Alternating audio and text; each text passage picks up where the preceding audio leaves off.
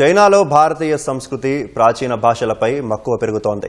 అక్కడి విద్యావేత్తలు కొందరు సంస్కృతం, పాలీ వంటి ప్రాచీన భాషలపై పరిశోధనలు చేస్తున్నారు. షాంఘైలోని భారత కాన్సులేట్ జనరల్ ప్రతీక్ మాథుర్ వారిని కలిశారు. సంస్కృత అధ్యయనాలు, బౌద్ధ సాహిత్యాన్ని ప్రోత్సహించేందుకు సహకారం అందిస్తామని హామీ ఇచ్చారు. భారతదేశ సంస్కృతి, భాషల పట్ల చైనాలో ఆసక్తి పెరుగుతోంది. సంస్కృతం, పాలీ తదితర ప్రాచీన భాషలపై అక్కడి విద్యావేత్తలు కొందరు పరిశోధనలు చేస్తున్నారు.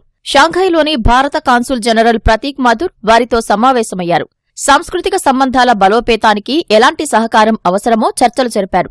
సంస్కృత అధ్యయనాలు, బౌద్ధ సాహిత్యాన్ని ప్రోత్సహించేందుకు అవసరమైన సహకారం అందిస్తామని ప్రతీక్ మాథుర్ హామీ ఇచ్చారు. అలాంటి ప్రయత్నాలు భారత్, చైనా ప్రజలు మరింత దగ్గరయ్యేందుకు ఉపకరిస్తాయని అభిప్రాయపడ్డారు.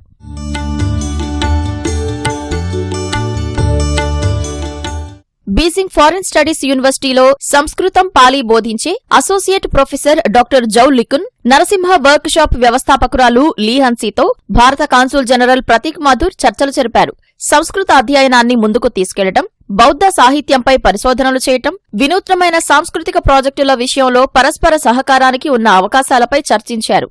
భారతదేశ ఖగోళ శాస్త్రం, క్యాలెండర్లు, సాహిత్యంపై తాను చేసిన పరిశోధన ద్వారా తెలుసుకున్న విషయాలను డాక్టర్ జౌ లికున్ వివరించారు. నరసింహ వర్క్షాప్లో భాగంగా భారత సంస్కృతి సంబంధిత సృజనాత్మక సేవలు, ఉత్పత్తుల గురించి లీ హన్సీ వివరించారు.